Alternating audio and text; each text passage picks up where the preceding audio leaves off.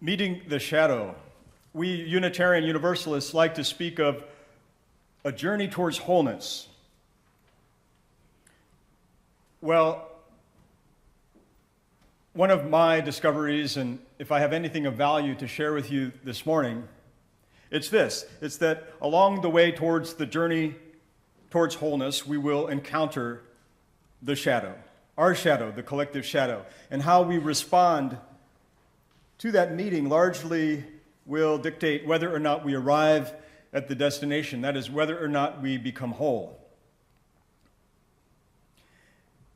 Robert Bly, in his book, The Little Book of the Human Shadow, encourages us to meet and eat the shadow. That is, integrate it, own it, make it part of ourselves, rather than projecting it on others and attacking them. This morning, I'm going to share a couple of stories. And if there's anything that I've done that's meaningful or significant in my ministry as a chaplain in the military, it's carry stories. And it's a privilege of the chaplain to carry sacred stories. This morning, I want to share one with you. Two, actually. One from a soldier I've worked with, the second, my own. The first story I share with permission from the soldier who wants his story told in settings like this so that we can all learn from his encounter with his shadow, with our shadow.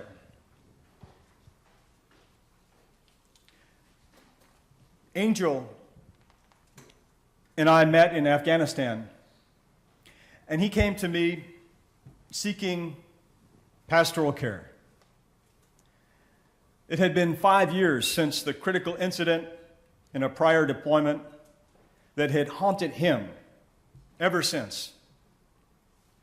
Now, he showed all the symptoms of what the experts want to call PTSD, substance abuse, a ruined marriage, nightmares and flashbacks, acting out. And he had gone to anger management and behavioral health and tried to get help. It seemed I was a last resort. I did what I think any chaplain ought to do, which is listen. And I was willing to listen and hear Angel tell of his meeting with his shadow.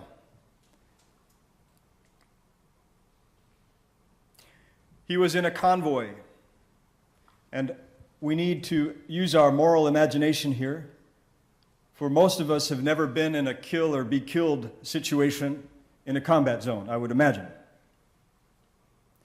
But Angel was in a convoy. There are rules of engagement. ROE was if a vehicle approached the convoy, they were to fire one warning shot, then shoot to disable the vehicle, the second shot. The third shot was to hit the driver. The reason why this rule of engagement was in place at this time was because of what's known in Army lingo as VBEDs, vehicle-borne improvised explosive devices. That is, people in vehicles who are suicide bombers drive their vehicle into our convoys and detonate themselves in order to kill our service members. So these things were happening in this time, in this context. For Angel, it was a very real scenario. Well, he was in a convoy. The convoy was approached by a vehicle rapidly. The gunner fired directly on the vehicle. The first shot went through the windshield, hit the driver. The driver got out, was shot in the gut, was bleeding to death everywhere. In front of, it turned out to be his wife and children who were inside the vehicle. Angel was the trained medic in the convoy. He knew how to administer first aid, but the convoy didn't stop. In fact, they shouted obscenities at the man and at the family and kept driving. This experience has haunted Angel, had haunted him for the 4 years prior to our meeting.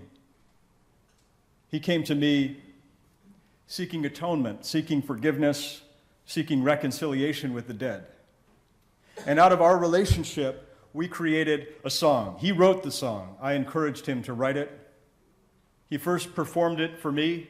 Then, at my invitation, he garnered up the courage to come and perform the song for the Kandahar Crossroads Unitarian Universalist Fellowship, which at that point was a community of no more than 10 people.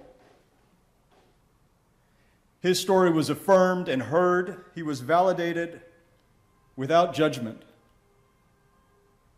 And after that, gave me permission to record the song and bring it to you. I'd like to play that song now. It's called Driving By As I Watch You Bleed. It's about 3 minutes.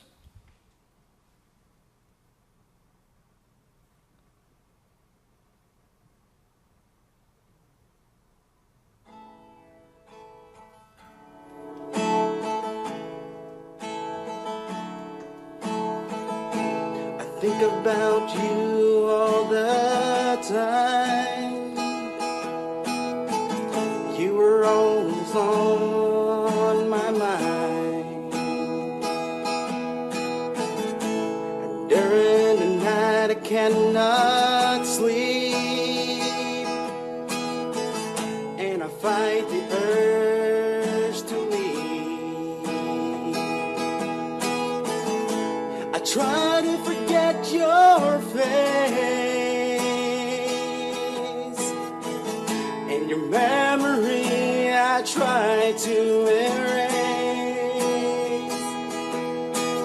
Please forgive me for the things I've done.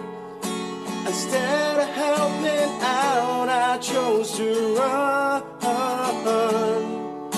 I followed the crowd with their evil deed, and driving by as I watched you bleed. You stood there scared and in shock of my reaction I cannot block. Your family watched with fear and pain, looking at us like we were insane. I saw the helplessness in your eyes, and Lord, I heard his children cry. Please forgive me for the things I've done. Instead of helping out, I chose to run. I followed the crowd with their evil deed, driving by as I watched you bleed. I could have stopped, I could have done a lot, and now your memory I cannot block. And then at night I lie awake, I'm paying now for my mistake. I'm on my knees and begging, please, please, please, please, please, please, forgive me for the things I've done. Instead of helping out, I chose to run. I followed the crowd with their evil deed, driving by as I watched you bleed, driving by as I watched you bleed.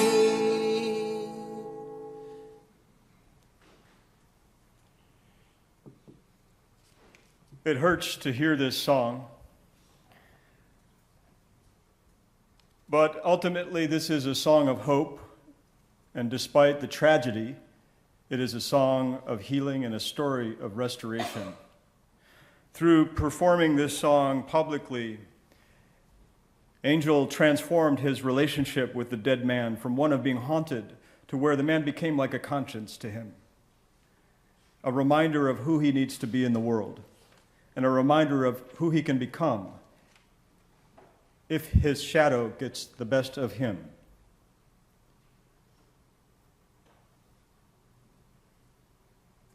Well, you may be wondering why a Unitarian Universalist minister would join the Army.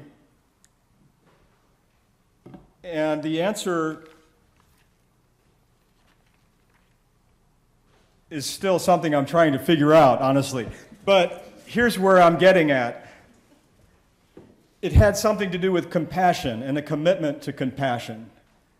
Compassion has to do with an awareness of suffering and a wish to relieve it.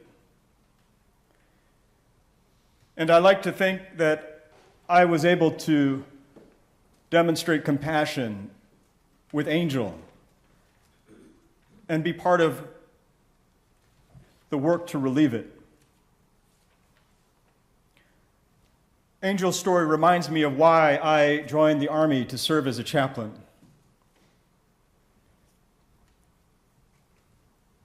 But if it was compassion that got me in, it was honesty that put me out. You see, the chaplain has to hold a paradoxical tension, a mission impossible, I would argue, between the pastoral, caring for service members like Angel,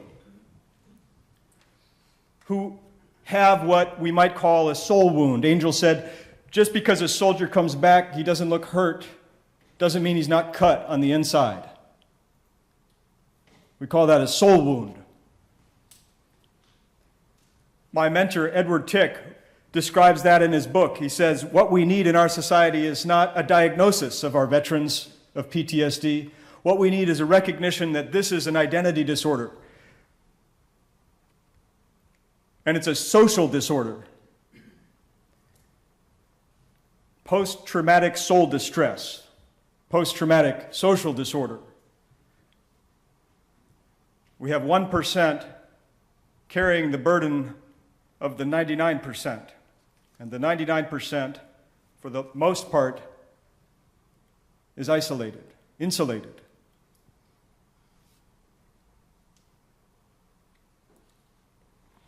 So there's a tension between that pastoral piece and the prophetic. Now, we have in our Unitarian Universalist heritage a strong pastoral tradition. We also have a strong prophetic tradition of speaking truth, honestly.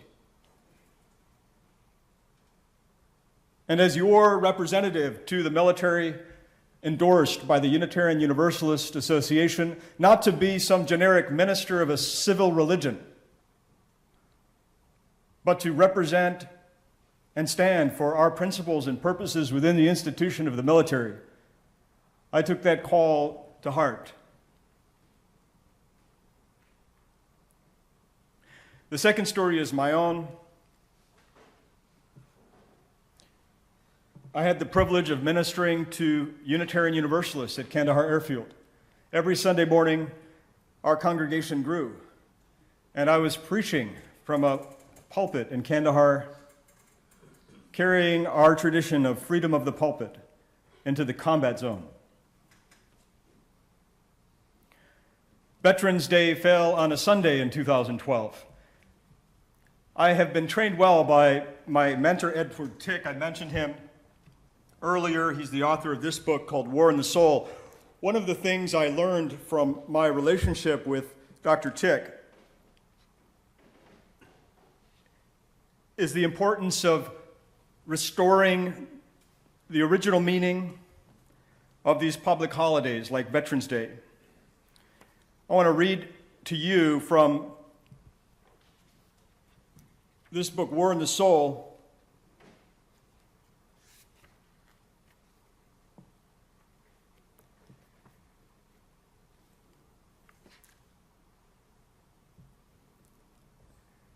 Our society must accept the responsibility for its war making.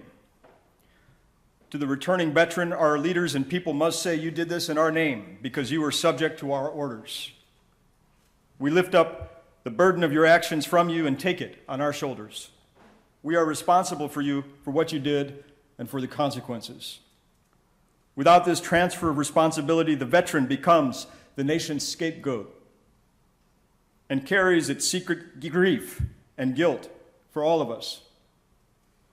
Psychologically and socially, veterans often crawl into the dark corners of our culture and collapse under the crippling effect of carrying the moral and spiritual burdens of an entire culture alone.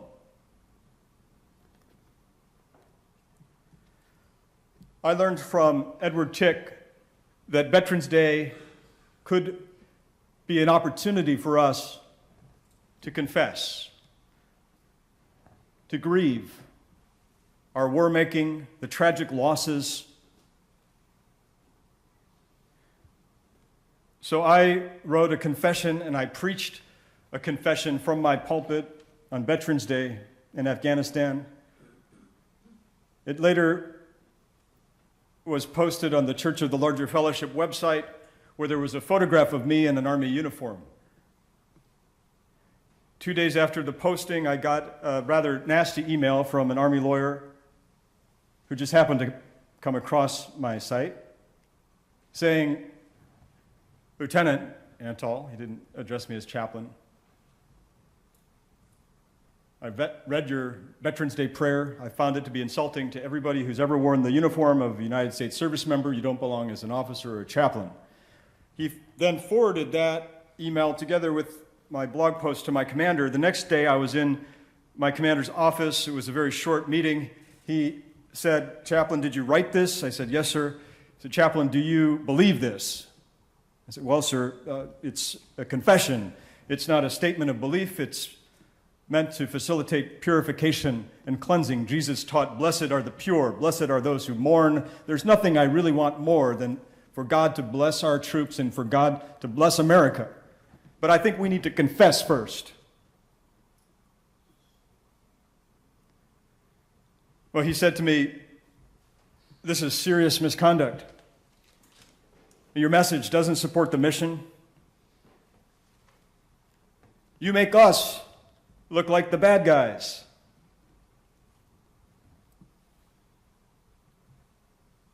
There were a lot of things that I would have liked to have said in that moment, but I didn't. I asked him, "What do you want me to do, sir?" He said, "Remove the photo. You in uniform. I can't tell you what to believe." Well, I did better than that. Within 24 hours, the post was down, the photograph was down. I thought it was a done deal, but he was unrelenting. I was put under investigation. I had to get a trial defense lawyer. And ultimately, after a 2-month investigation, I was handed a general officer memorandum of reprimand and released from active duty, banished for politically inflammatory preaching. Well, I took it in stride. Whether this is a confession of an unwise decision, I don't know.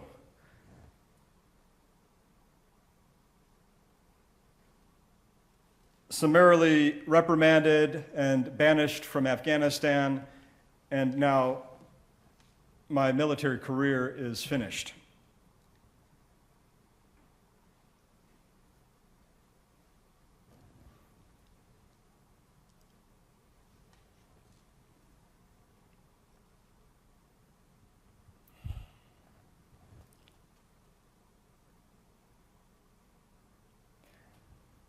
I'll close by sharing with you the confession.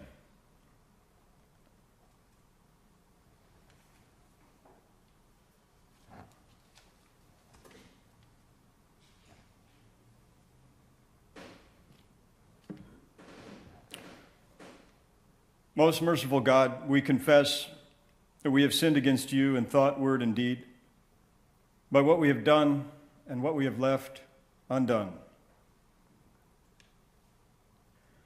We have become people of the lie, out to tame the frontier wilderness, while the beast within lurks hidden in shadow, paralyzing us in a perpetual state of denial. We have made war entertainment, enjoying box seats in the carnival of death, consuming violence, turning tragedy into games, raising our children to kill without remorse. We have morally disengaged, outsourcing our killing to the 1%, forgetting they follow our orders. The blood they shed is on our hands too. We have insulated ourselves from the painful truths veterans carry. Our bumper magnets proclaim support our troops. But for too many, suicide is the only panacea. Our insulation is their isolation. We have made our veterans into false idols, blood sacrifice on the national altar of war. Parades and medals perpetuate the hero myth, glorifying those who kill and die on our behalf. We have betrayed the dead, saying they will never be forgotten. Yet how many among us can name a single war casualty of the past decade? We have sanitized killing and condoned extrajudicial assassinations, death by remote control, war made easy without due process, protecting ourselves from the human cost. We have deceived ourselves, saying Americans do not kill civilians, terrorists do, denying the colossal misery our wars inflict on the innocent. The national closet bursts with skeletons. And we have abandoned our Afghan allies, luring them in with promises of safety and security, and then failing to follow through with promises made, using them and leaving them to an almost certain death. Almighty God, on this day, help us turn from this wayward path, deliver us from indifference, callousness, and self-deception. Fill us with compassion for all who bear the burdens of our wars. Grant us the courage to pay attention, to stay engaged, so we may listen without judgment, restore integrity, accept responsibility, keep promises, and give honor to whomever honor is due. Now, I learned in the 9 o'clock service that this can be a rather low point to end the service. So I'm going to share with you one letter that represents the dozens of letters that I received of support from across the country, and I submitted as part of my appeal. Very heartening. The UUA stood behind me. I received letters of support for senior Army chaplains, colonels retired, calling this unlawful government interference with religion. My trial defense lawyer said he'd never been inundated with so many letters of support for a client in his 17 years of service. So I tell you this because there's hope to this story. And let me just close now with an excerpt from my favorite letter, which is from the Reverend Dr. Paul Razor, Unitarian Universalist theologian.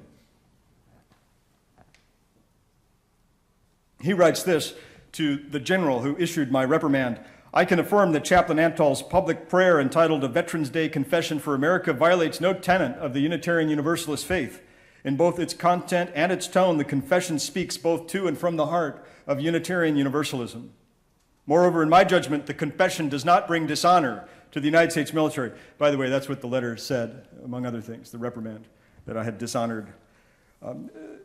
Instead, it constitutes a careful and sensitive expression of concern by a chaplain towards those in his spiritual care. He goes on to address the tension that all chaplains face, the pastoral and prophetic tension.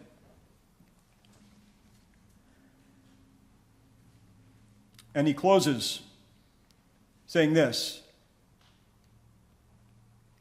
by addressing the difficult issues related to the larger society's attitude towards war and those who serve in them, the confession spoke in an important and appropriate prophetic manner. I believe that in his chaplaincy, Chaplain Antal has upheld these values and brought honor, not dishonor, both to Unitarian Universalism and the United States military. So I have to read that because it makes me feel a little better about this whole thing.